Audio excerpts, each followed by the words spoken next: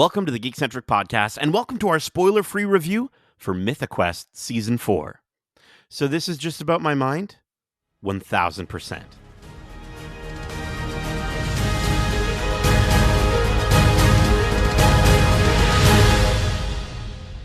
Welcome to the Geekcentric podcast. My name is Nate, and this is our spoiler-free review for Mythic Quest Season 4.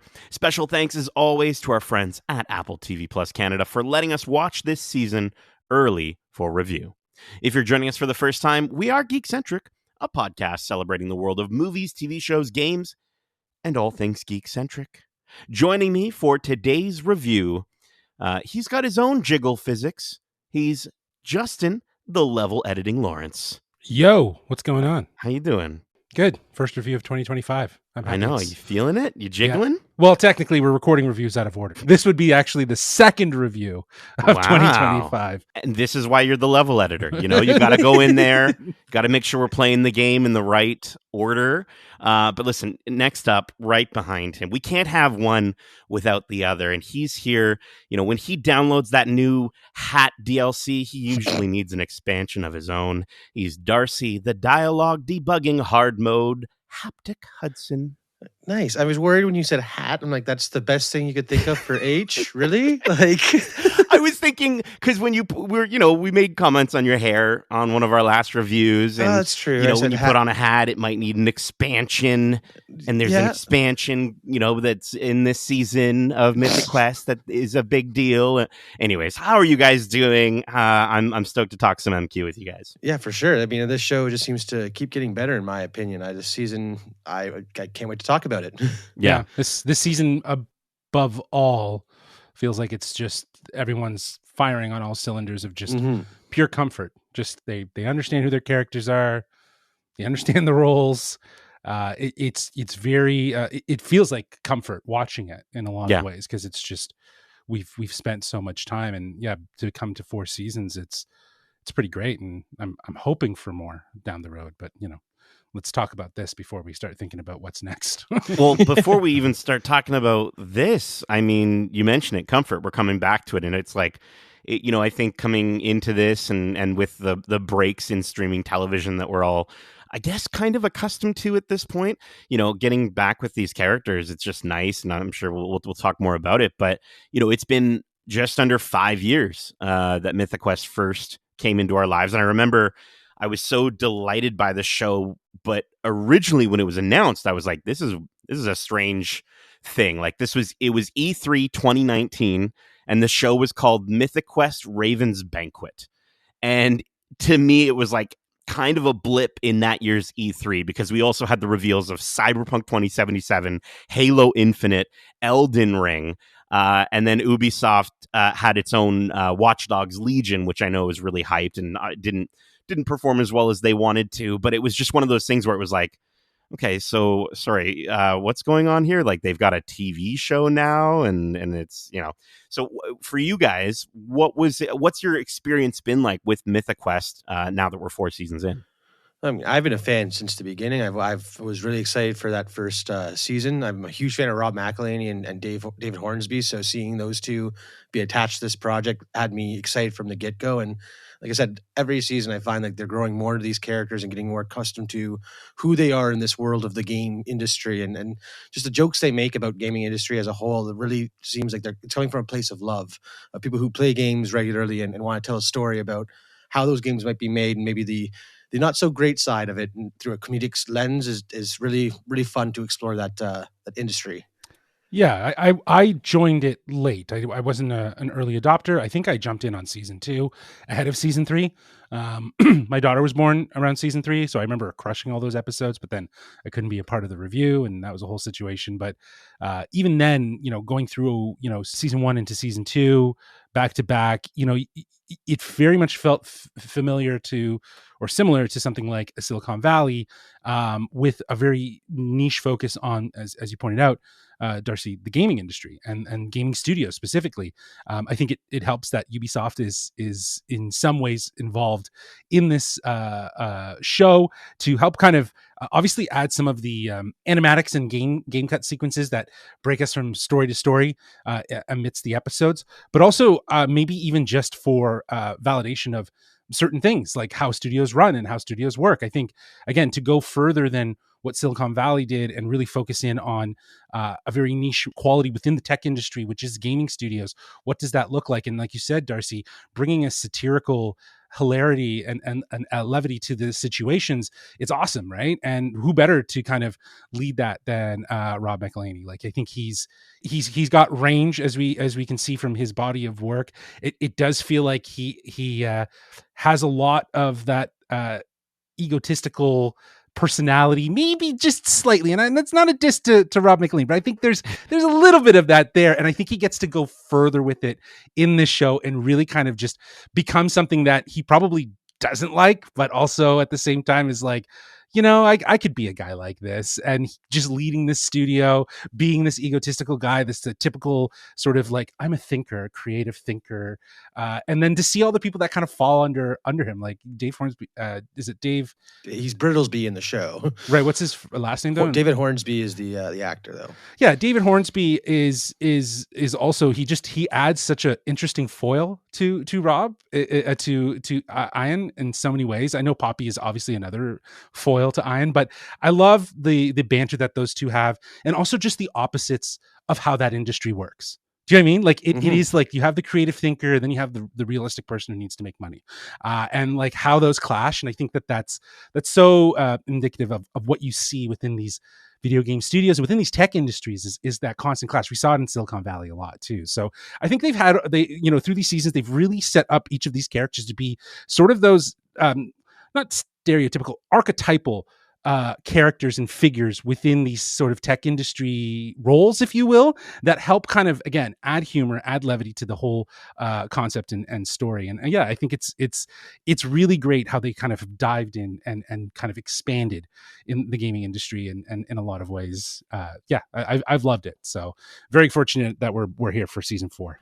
Yeah, man. Yeah, and I think to that point, you mentioned, I think for us and for people that play a lot of video games, I think there's a section of gamers who follow the industry and are going to understand a lot of the meta narrative within this. And then, I think there's a lot of people in the world who they don't know how the sauce is made. You know what I mean? Like, they don't know how these games come to be. They're not thinking of Ubisoft. They just think of Assassin's Creed, right? And so I think to kind of get a little bit of insight into that, but I think the other thing that I've grown to love about this show, and it's something that actually I really loved about Ted Lasso, which is that, yes, this is about a development studio within the world of making video games, but it's about people at the end of the day. And I think the same thing in terms of, like, I'm not really a huge fan of soccer. I'm starting to like it a little bit more thanks to Rob McElhenney and Ryan Reynolds.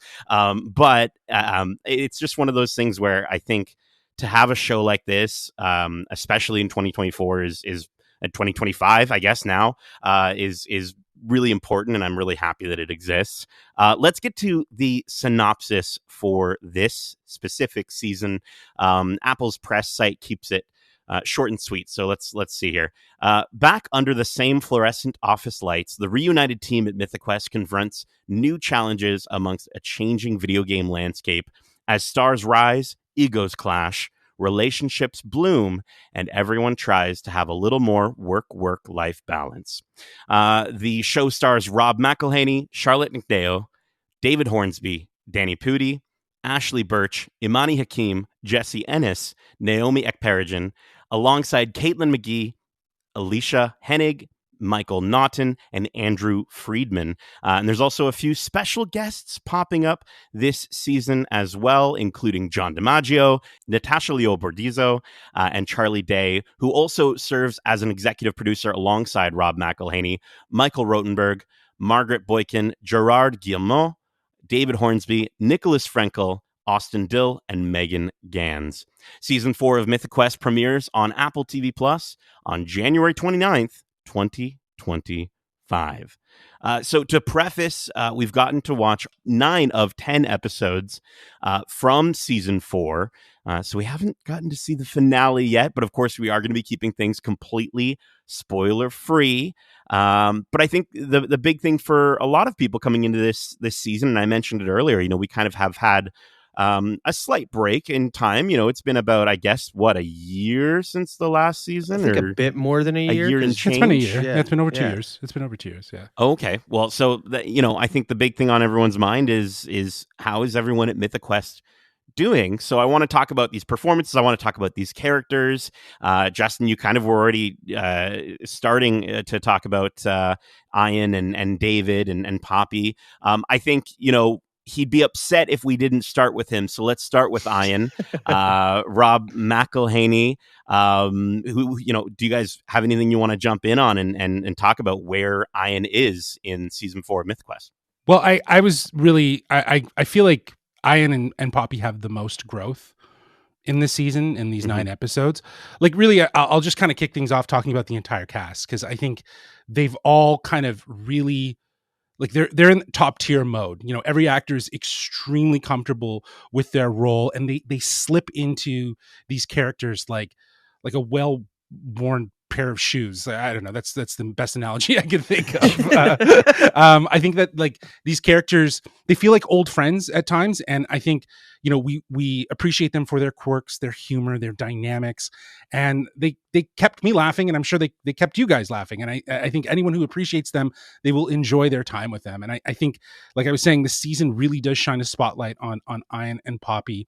And I think it's really about, and I'll elaborate further when we go, but like collaborative relationships and what putting that to the test. I think both are experiencing surprising growth, but they're offering moments of honesty and vulnerability that actually surprised me at times. I think both Ian and Poppy really get a little deep, and I think it deepens their story arcs and kind of makes this season really feel more about them involving all these characters around them and how they influence Ian and Poppy and so on. So yeah, I think that it's in the way that their presence, their story, and the entire cast, I think it'll resonate with audiences like it already has. I think people are going to connect with them and find a sense of connectivity. And I just think it's the, like you said, Nate, like the people, the characters, it's a testament to the show's ability to give us humor and also heartfelt moments like a Ted Lasso. Mhm. Yeah, again, just talking about like Ian and Poppy, like, again, their relationship has always kind of been the heart of this series throughout starting back in season 1, where it was about how Poppy getting up to be the equal of Ian, and then future seasons building upon that. What I really love is, like you said, the vulnerability you get from these characters. It's you really care for them, even though, kind of like It's Always Sunny, these aren't necessarily the best people in the world. I mean, like, you kind of want to hate them at times because Yeah. they are so strongly opinionated, and so they've they fill these shoes so well that you want to hate them because of who they are. But you get these moments of vulnerability where you're like, they are just people, and you're drawn to them for that. It's so good. And Darcy, to that point, I've had experiences like that with a lot of the members of this cast, and I think for me, I think Jesse Ennis as Joe was a big example for me coming out of the first and second season, where I think she's done such a good job in crafting this character, working with the writing team, and I'm just blown away by some of the stuff that she says and does. And I think I've gone from being annoyed by it to celebrating it. Yes. She has some of my favorite lines in this season, and I think her as a character steps a little bit back out of the spotlight, but I think it's also very purposeful for where her character might be going. But back to Ian and especially Poppy, I think they, like you said, Justin, there's a lot of growth this season, and Darcy, you're saying the spotlight is on them, and I think Ian, to your point of like hating people, but also like they find a way, and Rob McElhaney does this so well, of being both charming while being big-headed, to the point where you're like, you can realistically understand why people might like him, but then also he'll drive you absolutely insane. And I kind of feel bad for him at times. and I reflect on that as I'm watching the show, and I'm like, I shouldn't feel bad for him. He's a dick. But then I do feel bad for him. He's charismatic though, right? Like he has a charisma to him that it's like it's a magnet. You want to get pulled into animal it, but magnetism. yeah, and then it's like you get a stink of like a waft of his shit, and you're like, okay, I don't know if I really want to be that close to this ego. So it's really funny how he sprinkles in these moments of where you can really love him, but then it's also like, eh. Yeah, and Charlotte Nicdeo as Poppy Lee is hilarious this season, and I think my favorite thing is hilarious. She's always been hilarious, but I think it's the difference here is we're seeing a confidence in Poppy that I don't know if we've gotten before, and it's leading to some really interesting changes for this season that make her both bigger and louder and more cocky, as you know, that same Poppy Australian humor, but at the same time these same changes are grounding her a little bit more this season. And so you mentioned, Justin, that balance of funny and big with you know, those more heartfelt moments. And you can see that in this season she is more focused on what she wants, and as much as, you know, he's trying to hide it, this ultimately affects Ian quite a bit, and I love that. I love that Charlotte has had, and you see her. I've seen her in interviews with how much she brings to that character, and so just huge kudos to her for just kind of elevating yet again all the way here in a fourth season with Poppy, because she is excellent. Mm-hmm. Yeah, she still brings the humor, but she's bringing a lot of heart, and I think in a lot of ways, what I got the vibe from this season, at least with these two characters, is that Poppy is very much getting towards being more of an Ian, like independent and self-sufficient and trusting her own gut and trusting her own instinct. And this is, you know, kind of built up on this idea of relationships and that partnership that they have. And I think that obviously, as you mentioned, Nate, Ian feels threatened by that. He feels challenged by it. He feels like he's losing something that is integral to him. And again, this is where that vulnerability, that's where these heartfelt moments where you understand really it's, you know, they're not just collaborators. There's something more there. And just want to preface, it's not romantic. No, it's not romantic by any means. And it's all about the sort of this idea of how each of them, how they both make each other better, but also make each other, like, it's toxic. They make each other like kind of worse for each other at sometimes, right? Like it's that balance between it. Yeah, again, and it all comes down to communication. Like this whole series has been about like how they don't talk to each other, or don't share emotions, they're not vulnerable, and we're getting to this point where they are vulnerable to each other. They know where they're coming from and why they're doing what they're doing, and then we're seeing how again that's affecting Poppy, and she's becoming so much confident. And it's kind of funny how she wouldn't be where she is today without Ian's influence, and the way that Ian wants her to be here, but the way that she's growing apart is creating this rift. It's a really beautiful storytelling that you wouldn't expect when you first tune into episode 1, season 1 of Mythic Quest. Like the journey we've been on over the last 4 seasons around these two characters and everyone involved with them has been just wild. I love it because they've hooked you now. It's about it's about the people. Before it was about getting the game out and like that sort of frantic, hectic nature and what those relationships look like among doing that while doing that. But now it's really sunken in and is focusing on the character dynamics. And, you know, Darcy, you mentioned David Hornsby earlier. He's always a star player in this show. And I think the thing, you know, again, we talk about the love-hate, right? And I think he's got that lovable, hateable Ned Flanders about him. He's Ned. He's absolutely Ned Flanders. He is Ned Flanders. But, like, you feel bad for him, even though he's like an idiot. He gets boned so much. He does get boned a lot. But you know, situationally, he's got a new haircut this season, and he's kind of got a new way about him. And the interesting thing is, it's like I'm really seeing him as a bad guy this season, and more than ever. And it's almost kind of like having the backwards effect, where I kind of like with what I had with Joe, like I mentioned earlier, like I really am starting to not like him as much. I still love him as a character, but I'm starting to find that like I think they're kind of setting him up to sort of just be more of a he cares about money. He doesn't care all about he cares people. about business. It's all about business. Yeah, he cares about the top line. Exactly, business. It's all about business. But he also really wants to make a friend. And that's the funniest part, is that it's just, he's this very unlikable guy that just wants to make a friend. And that's where you start to feel bad for him. It seems like he has friends. I feel like he does, but we get a little peek into that, and it's very enlightening. But yeah, David Hornsby, he is through and through one of the funniest guys on the show. I just love his delivery. I love his cadence.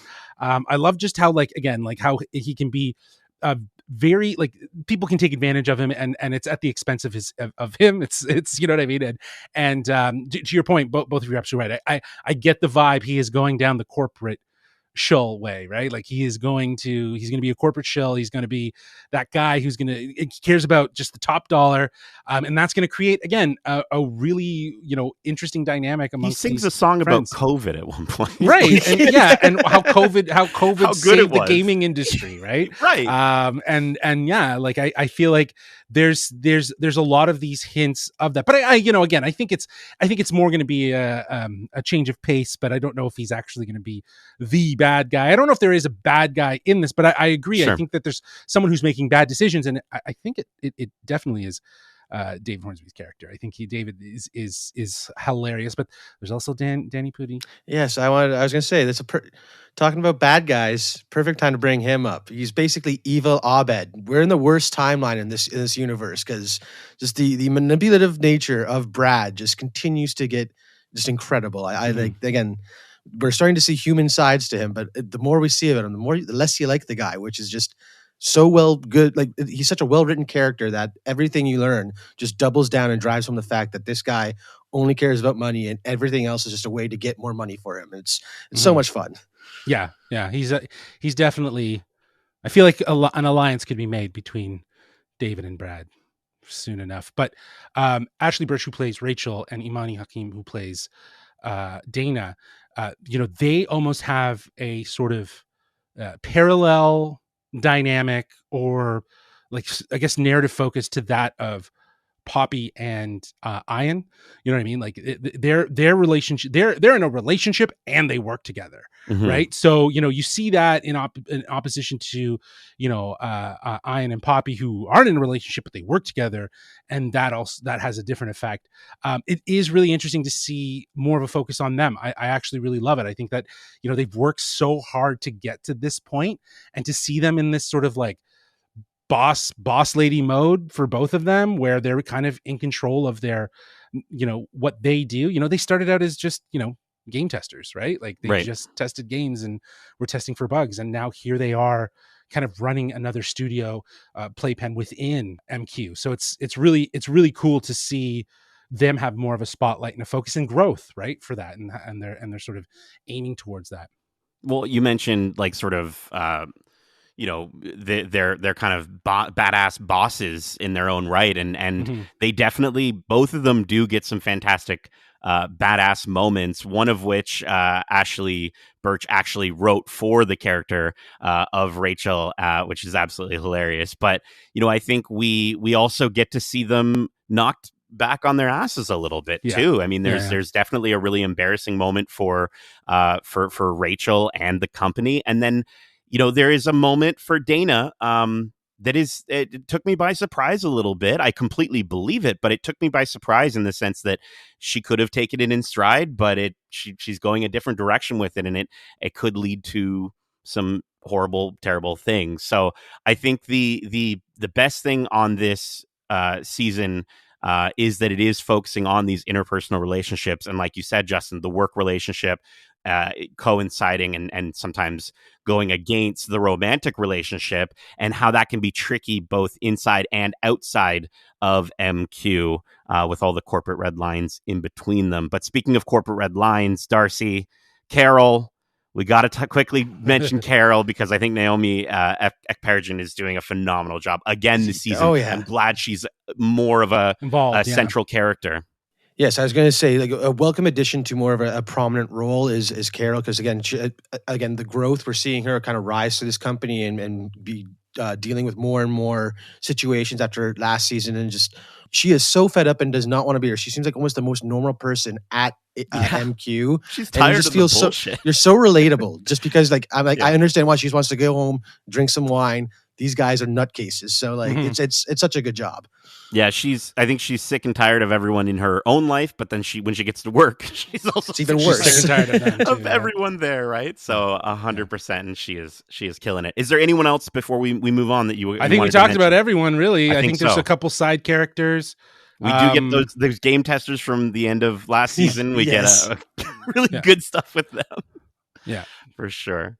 But listen, I think we also have to talk about the story. I think again, we are going to keep things completely spoiler free, and we've already been kind of bringing up some general themes and what it's Hmm. like to be in this season 4. And Justin, I think you mentioned it earlier about the concept of a show's maturity, right? And my favorite thing is that we've reached that level of maturity, and I love that with comedies, right? Where I think similar to like The Office, right? Where it's like at first you're kind of, I don't know, the characters are a little off putting and you don't really, but then you get to a certain point where you're like, oh, that's exactly what Poppy would do. Oh, I completely understand what Dana would do. And I don't think there's a single decision that these characters make this season that I don't believe in. Hmm. I'm still surprised by some of them, but I fully understand where they're coming from because we've gotten to spend so much time with them at this point. Yeah. Yeah. Yeah. Absolutely. I think in a lot of ways, like I was kind of touching on it before, but I think this season is leaning heavily into the theme of relationships. Romantic, platonic, professional. It's showcasing how they shape and challenge these characters, and we've come to love it, setting up new obstacles for them, and again, Ian and Poppy's partnership really does take center stage, and I think is facing new hurdles that are really about life. It's testing their ability to be collaborative with one another, and while also staying true to themselves. And I think, in contrast, there's also there's just also this idea of these relationships kind of thriving within this space, within this shared space, that I think is really kind of like what's on display here. And we see work flings. We're revisiting past relationships and connections. It's just, there's this overarching theme of I guess people that can make us who we are. And I think through these interactions, the season just, it's diving deeper into these characters in that way by highlighting vulnerabilities and strengths. And I don't know. I think you said it best, Nate, at the top. Like at the core, Mythic Quest reminds us that that the heart of any workplace or game is the people who make it happen. And I think that that's what this show is really kind of diving into, and it feels a little more character focused this season. I do want to just take a moment though to shout out Ashley Birch, Imani Hakim, Charlotte Nickdow, David Hornsby, even Danny Pudi, and of course Rob McElhaney, who have all in some way written, directed, have invested the time to tell these stories. They're not just characters, they're invested on all sides. And I think that's what's so beautiful about this show, is that it does feel like it is life imitating art to a certain degree, because all of these characters that are involved in this story are also involved in making this actual story. So I think it's a great shout out to them, because I think that's what's keeping this show going in a lot of ways, is their commitment, is their collaborative nature, their relationships with one another, and their relationships to these characters. So yeah, huge shout out to the entire cast, who are also doubling as writers and directors and producers and everything, just to bring this show to life. So yeah. Hmm. I mean, you can tell it's a really good character-driven show, and the fact that every season has a capsule episode where it does a deep dive into a specific character or Mm-hmm. two characters in one instance. But again, in this season, keeps up the tradition with driving another really, really poignant story about, again, relationships, and that's really the core of this season, is relationships, and just the way that they're managing to do this tells you that they care about characters first, and the stories just come from the commitment to these characters. And you'd think with a show in its 4th season, especially a comedy series, that from a standpoint of the humor, talking about Rob McElhenney and It's Always Sunny, I think I haven't watched the gamut of It's Always Sunny, but I've seen episodes for sure. And I can definitely see in some of the later episodes, comparative to some of the earlier episodes that I've watched of that show, the characters can start to feel a little cartoonish. And I think this season and this series does such an excellent job at staying hilarious without getting ridiculous, if that makes sense. Yeah, it does. Right? I That think the makes total characters sense. are they're written so well. I think the performances are done so well that I think they managed to keep it grounded while having that perfect blend of funny while still being believable. And I love that about this show. And I love that, again, in a show that is about game development, we can still have just some of the most, hilarious situations happening, but I still believe all of them. I'm like, yeah, that could actually happen. There might be people that are actually like Joe that do certain things in this show.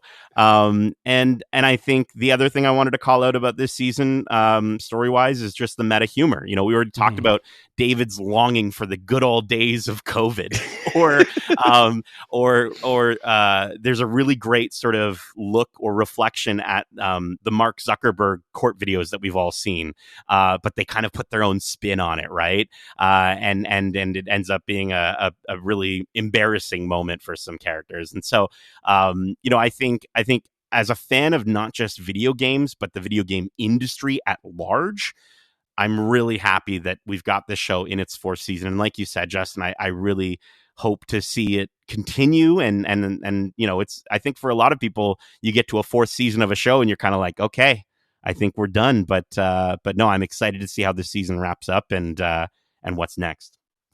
Just before we wrap up, obviously, we haven't seen all 10 episodes. Like I said, we've only seen 9. And for us as Geekcentric, Mythic Quest has a lot of rules.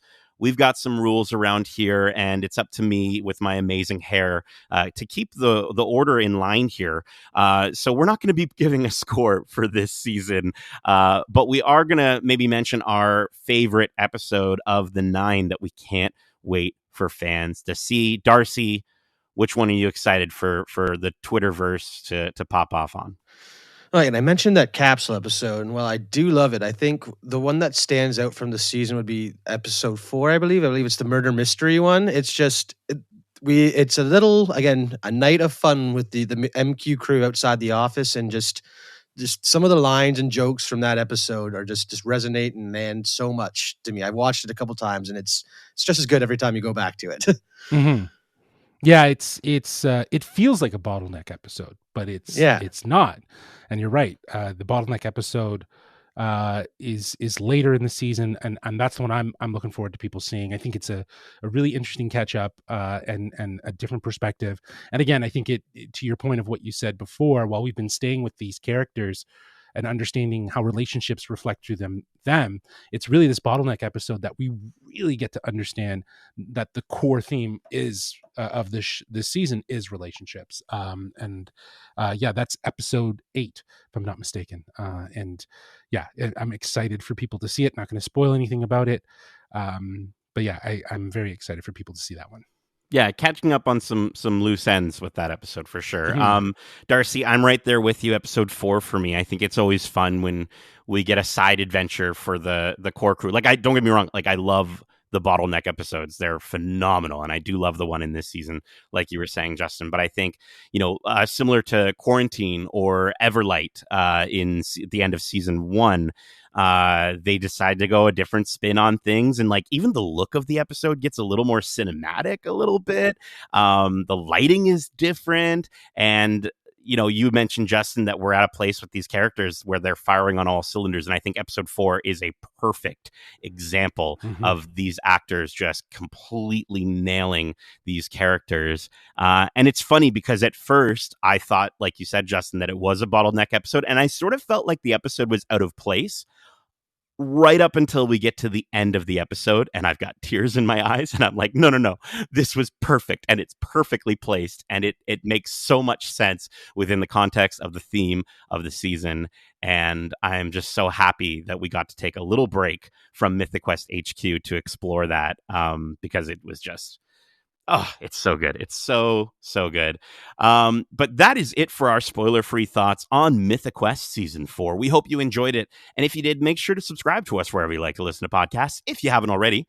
And if you want to write into the show with your thoughts on this series or any of the shows or movies we cover, well, let me just download some Justin DLC so he can let you know how you can reach us. Well, they can reach us at wearegeekcentric@gmail.com. That's wearegeekcentric@gmail.com. Or they can reach out to us on Twitter at GeekcentricYT or on Instagram and TikTok at wearegeekcentric. I think that's right. Yeah. That's this DLC wasn't as good as some of the last DLCs that they put I'm glad out. I didn't have to pay for that one. That was a free DLC for you sure. could tell that was just something they put out over the holidays. It was like a little thing. Yeah. Okay. That's very half-ass. It was all right. Keep in mind, we have a ton of other great episodes covering the latest in movies and TV shows, including our first review of 2025. We share our spoiler-free thoughts for the Apple TV Plus original series Severance Season 2. And oh boy, is that show good. So definitely check that out, as well as some reviews from last year, like our spoiler-free review for What If's final season, Mufasa the Lion King, Kraven the Hunter, and Dream Productions. We've also got some interviews to check out, like our interviews with the cast and animation team behind Dream Productions from Pixar, as well as the voices of both Mufasa and Taka, Aaron Pierre, and Kelvin Harrison Jr., which you got to go to YouTube to check out, because boy, oh boy, Aaron's eyes, dude. They are piercing. You have to check that one out for sure if you haven't already seen how beautiful that man looks. And then we also spoke with Brad Winderbaum, the head of Marvel Animation, and Brian Andrews, showrunner for Marvel's What If. All of those were incredible opportunities. We're so grateful for them from last year. And we're so grateful for you listening and checking out our stuff on YouTube or on socials. And again, if you want to check out all of our interviews on YouTube, you can do so at youtube.com/geekcentric. We've got our first interview of 2025 out right now, where Justin spoke with the cast of Goosebumps The Vanishing about their fears and how they connected or didn't connect with their characters. So again, check those out either here on your podcast service of choice or over on YouTube. We are just getting things back up and running, getting things started here at Geekcentric HQ. But we've got so much to look forward to. So be sure to subscribe. And while you're at it, a review goes a long, long way. Darcy, Justin, thank you so much for joining me for this Mythic review and discussion. And as we say, love ya. Laters. Peace.